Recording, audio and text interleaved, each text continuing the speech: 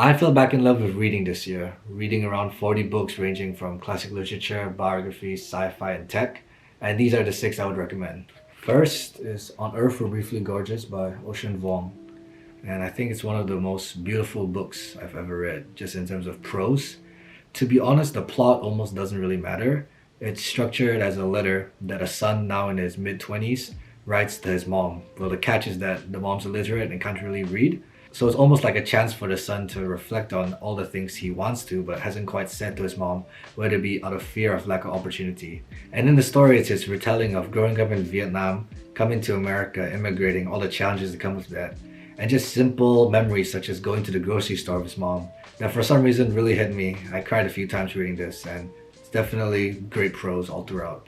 Next is Anything You Want by Derek Sivers. And he literally starts off the book saying it's 10 years of experience in 1 hour, and it literally is a 1 hour read of just his experience starting, scaling, and selling his company. And definitely a lot of themes in entrepreneurship that are pretty common, like customer obsession, focusing on getting a product out, iterating as fast as possible. But it's really refreshing reading Derek Sivers' experience with the clarity that he writes and the zero fluff throughout. So I gotta give a shout out to my good friend Andy for giving me this book.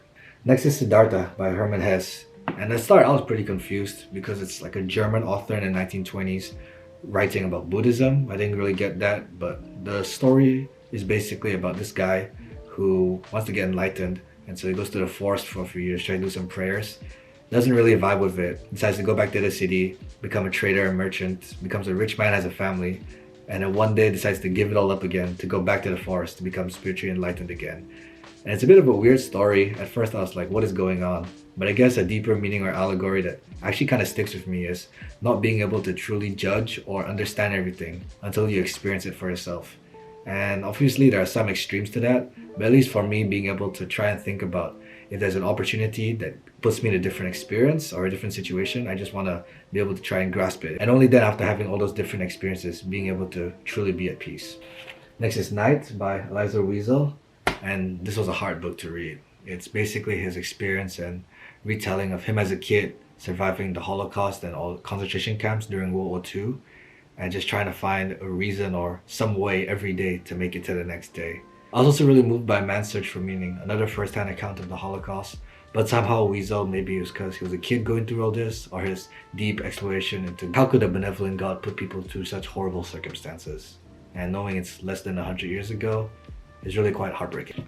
Next is The Paper Menagerie by Ken Liu. And it's kind of cheating because there's a collection of short stories, but I only personally read The Paper Menagerie.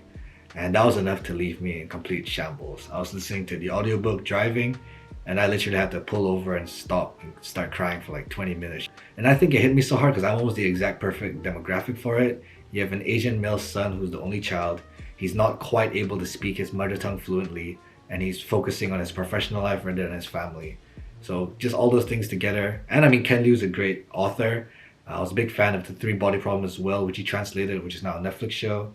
So just in 8 pages, being able to conjure up an entire life's worth of guilt, man, I respect that. Lastly, we have Chip War by Chris Miller.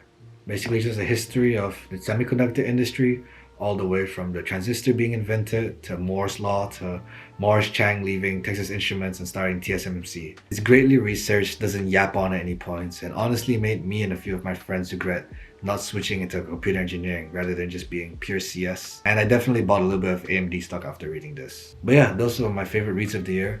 Hope to continue reading some great books in 2024.